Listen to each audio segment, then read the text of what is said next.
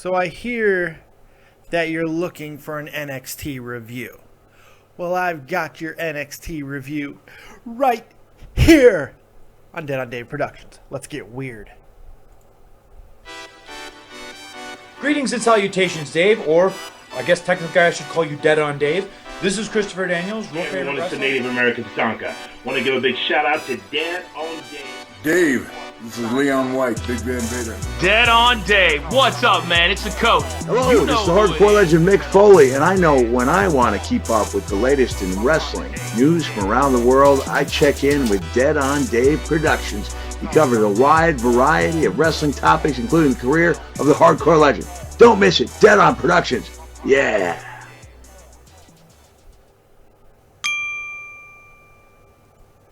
What's going on, everybody? Welcome back to the channel. It's your boy, Dead on Dave. I'm going to apologize right now. If you hear my fan, that's just a little bit of tough shit because I'm hot. Yes, I adjusted my camera. I'm hot, and I need the fan. It's like 100 degrees in Germany. What the hell's going on? It's like, ugh. But anyway, you're here because it's time for your weekly NXT review. Who's got the best NXT review in town? It's this friggin' guy right here. But as you know, I've yet to watch NXT. Haven't watched it yet. Gonna watch it right now and give you my match-by-match, segment-by-segment breakdown. So let's get right into it. That's why you're here. You don't want to see this. You can't deal with this. Let's do it. NXT for the week. Let's do this. Here we go. A minute 50 in, and we already have a little bit of news. William Regal, the GM of NXT, has officially made the match at NXT Brooklyn between Kevin Owens and Finn Balor, the ladder match that Kevin Owens requested. But there was something in the way that Regal made it that I feel like there's going to be some shenanigans, and that's how they're going to end Kevin Owens' tenure in NXT. I don't have anything to base that on. I just think it's coming. Oh, by the way, got another donation. Didn't happen on a live show, so I didn't get to talk about it and give props to the person who did it. So I want to make sure I do that now. Nenhorok donated. Yes, donated, because I tried to say the wrong word and then realized I was saying the wrong word and then corrected the wrong word. Donated $10, and he says, "Hey, fat guy. Good job, here's a tip." Much appreciated, thank you very much. So like I said, though, what a just step on it, right? And just, thank you for your donation. I'm the worst person in the world. Yeah, shenanigans coming, I have a feeling, in that match. I hope it's going to be good. It has all the makings to be an absolute classic ladder match. We'll see what happens. But that's enough for that. Let's get back to NXT, because I believe we're kicking off the show with Solomon Crow. So there it is, 10 minutes and 30 seconds in. First match done, Solomon Crow and the newly debuting, yes, re-debuting, I should say, of Ty Dillinger with his Perfect 10 gimmick, which is automatically over with the crowd. Why? Because people like chanting one-word things. Yes, no, what, 10. They love doing it. We're retarded. Wrestling fans are retarded. And this is easy. 10, 10, 10, 10. It's perfect. And he does it well, man. I like the gimmick. I think it's a really cool gimmick. I think it's a little bit different. I believe that WWE has found itself in another weird predicament because, correct me if I'm wrong, I believe Perfect 10 is also a porn site. Just saying. I'm fairly certain it is. The submission sorority was, and between that and the "Hey, we want some New Day," people freaking out because the real song is "Hey, we want some pussy." So we got all of those things, and now Perfect 10, which if it's not a porn site now, I'm almost 100% it used to be. I think so. So there's all of that going on, but still, regardless, I like the gimmick. I like the angle. I think it works. I think it suits him, and he does everything really cool. And he debuted a new finisher, which, while unorthodox, is pretty damn cool. He takes his knee pad all the way down and kind of hits a single leg code breaker, but it's a really snapped and short, and it's right on the shin and knee to the face, and it's very abrupt, and it's really effective because you could see the whole thing. The Codebreaker, why the Codebreaker I don't feel is a very effective finisher, because at least visually, because while you know it's supposed to be two knees, you see the knees separate far too often, and I just don't feel it has the right visual. This one is real visceral. It's very visual. You see the face on the leg, and it's a quick snap to the ground. It's actually really cool. I like it. It's done from a kneeling position of the opponent. I think that's really cool. It's unique. Tell me what you think of this new finisher. And what do you think of Ty Dillinger going over Solomon Crowe? This is the things that I'm talking about, what NXT is doing, which I find so fascinating. The fact that they're able to get new stars. Ty Dillinger's been around for a long time, and he went through the first stage of the developmental system, going through all the jobber roles and everything, and he got to a point physically, and his ring work, his promo work, everything got to a point where the NXT officials, Triple H, decided that it's time to give him a real-life gimmick and give him a chance to be an NXT superstar. And it looks like not only did they do that, but it looks like it's going to work. And Ty Dillinger could be a star at some point. He's got the right look. He looks a little bit like Johnny Curtis Fandango, but, you know, I don't think that's a big deal.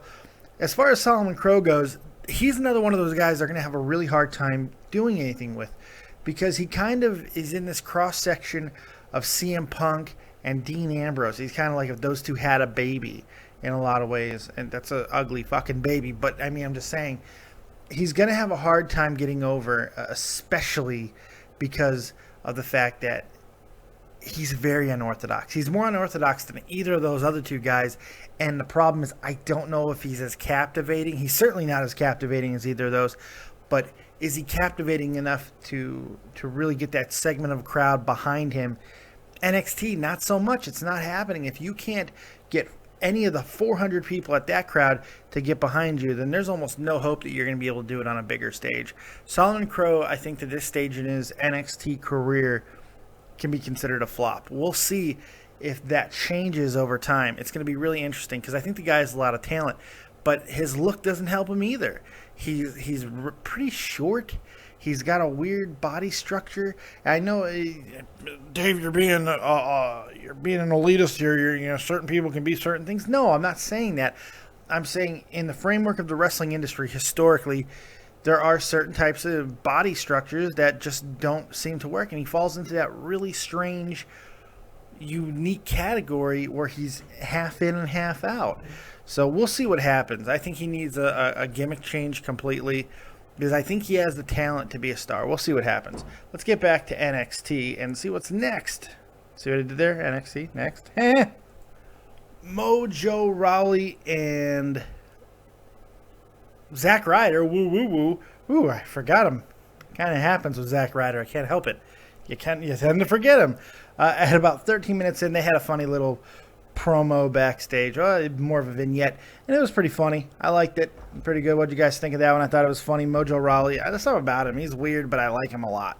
Let's see what's the next match is here for NXT after a nice little vignette by Mojo Rawley and woo woo woo Zack Ryder. Oh God, Amnesia. I'm gonna call him Amnesia Man because that's what he makes me do.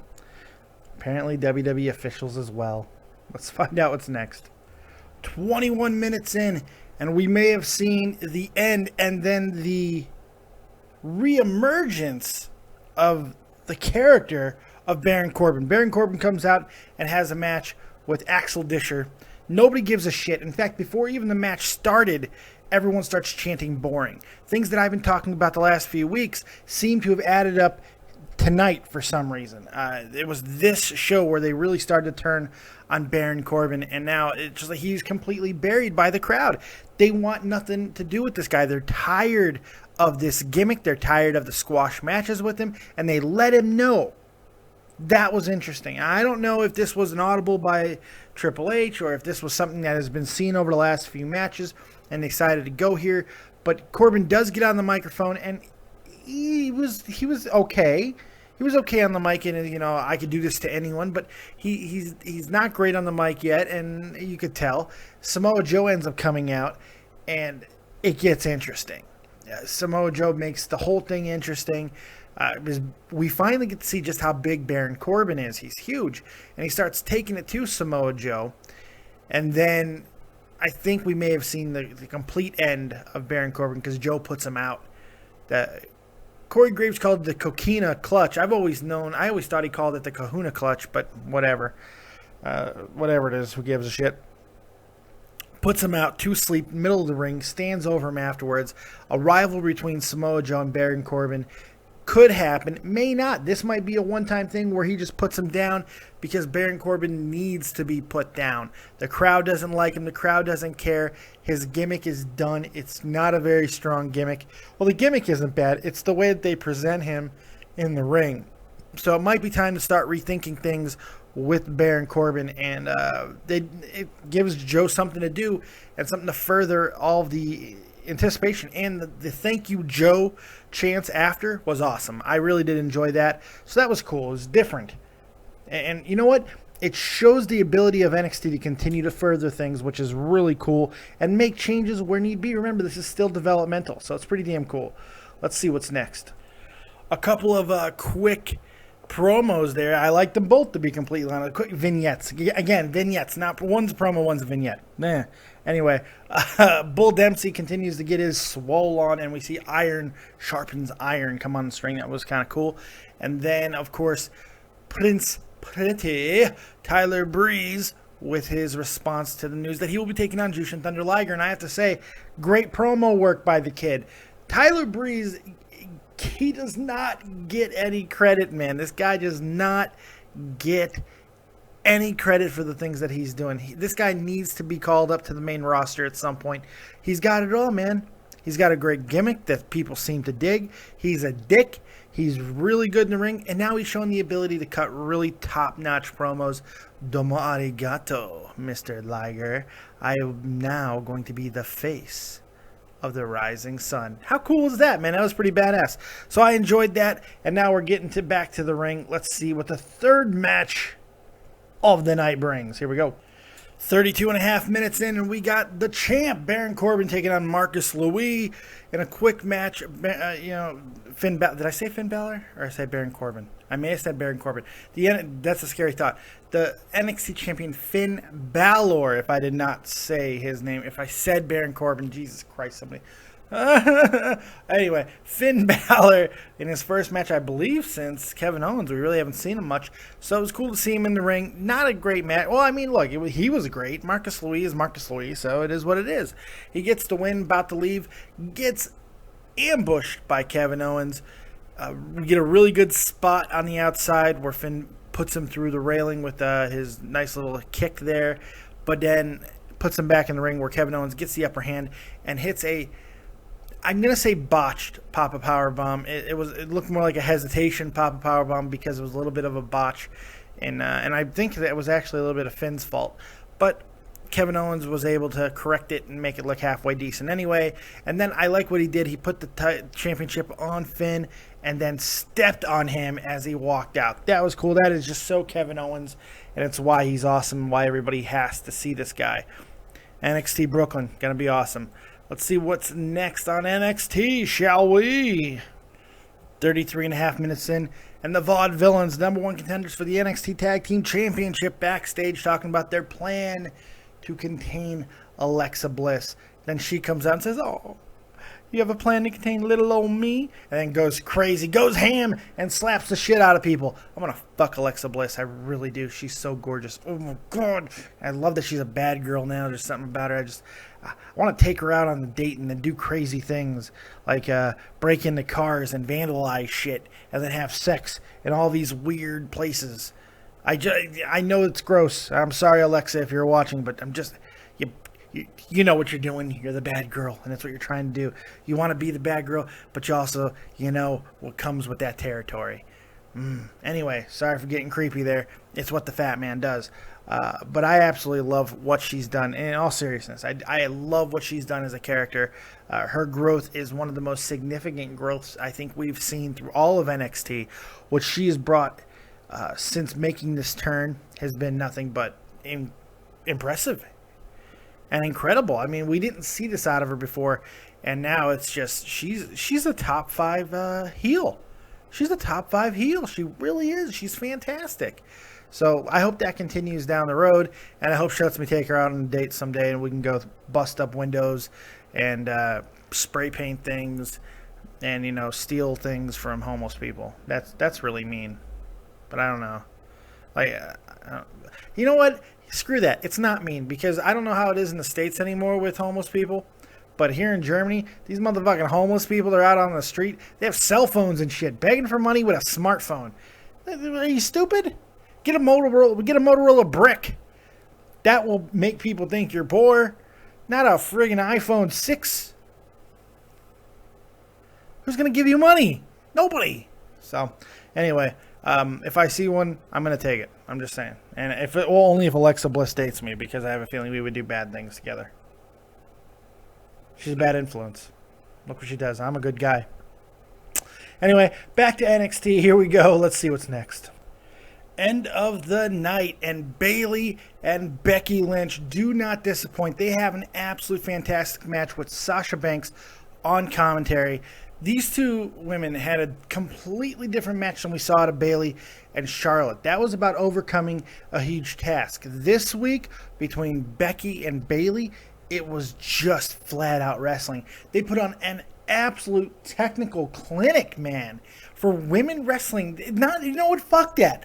Just not for women wrestling, for all wrestling. That was fantastic. Great storytelling, good chain wrestling. I mean, it was just really good. And then Bayley with a scrappy victory, getting out of the disarmer before it was completely put on, and going into a really cool little roll up where she completely crabs it and gets in there. So it rolls her up complete. It was nice. It was a good finish. Just kind of different ways of getting there for Bayley. I think it was good that they didn't do the epic victory again 2 weeks in a row. It is kind of sucky that they're burying their top-level talent, but you know what? I like the order in which they did it. If it would have been Becky then Charlotte, I think we'd be in the same type of matches, like the big victory tonight over Charlotte. I think we'd be talking more about the fact that Bayley is going through all these divas who are now on the WWE roster. But I think it becomes secondary because of the match order, because this was more of a scrappy workman-like victory, and it kind of takes the emphasis off of last week's shocking victory over Charlotte with the Bayley to belly from the middle turnbuckle. Now, I think that does matter, and Bayley's being built really well. She's obviously going to win the title off of Sasha Banks, but I got to be honest, I can't even think of anything else after that match, mainly because of Sasha and that sweet little skirt of hers up on top of the table. Holy God, heart beating. God, she's gorgeous. Sasha Banks is absolutely gorgeous. Took my friggin' breath away how hot she looked up on that table. I gotta be real here, man. I'm Pervy Dave today. Hashtag Pervy Day. Copious amounts of perv. Copious. And if you want to get a copious shirt, by the way, or a copious club shirt or hoodie, or a copious cup and drink from my face, go over to www.deadondave.spreadshirt.com and check out all my merchandise. You can buy it, support the channel. You can also just support the channel by hitting like. Likes are free. Hit that like button, subscribe, become part of the hottest up-and-coming YouTube channel in the game, man. We're going up the ass of the wrestling community here on YouTube, and you could be a part of it. So subscribe, support, share this thing around, because we can't do it without you guys. So continue to do that. Also, we're on Podbean again, motherfuckers. That's right. Go check me out on Podbean. Check it out. I pay for it, so go check it out. Watch me on Podbean. It's there. Go watch it. Dead on Dave, Podbean. Boom. You can just listen to things. So check that out as well. Also, if you just want to straight up donate to the channel and give the fat man a tip, go ahead right into the description box below. Why do I hesitate every time I have to say it? Because I got to think about the description box below. Hit the link and donate to your boy. Now, why did I not give my rating of NXT yet? Because I wanted to get my plugs first, and I know you'd probably be wondering, where's the rating? Well, here it is. I give NXT an 8 this week. I thought maybe even 8.5. I thought it was really good. different type of building yet again. The matches were great, and it was capped by a fantastic number one contenders match between Bayley and Becky Lynch. So I was really happy with it, and the fact that new stars are building, old stars are reemerging, and things are really starting to cook again for NXT where NXT Brooklyn is going to be a changing point because it's out with the old and in with the new, quite literally, with Kevin Owens, Sasha, Becky, Charlotte, and who knows who else on this exodus for WWE. New rising stars like Ty Dillinger and friggin' Samoa Joe, even to an extent, but they're taking over with guys that are coming in like Uhaa Nation, now known as Apollo Crews. So we have all this interesting things that are happening, and it's going to be a great show. Great time to be watching NXT. And can you believe we are just a week away now, a week and a half away from one of the greatest weekends I think we're going to see in wrestling in a very long time. NXT, SummerSlam, back-to-back, gonna be epic. Hope you guys are there, and your boy is going to be covering it the entire weekend. I may not sleep, but that's okay. Other than that, that's all I got. Thank you guys for joining me. Like, subscribe, and share. And as always, if you don't have talent, have talented friends. We'll see you next time. Peace.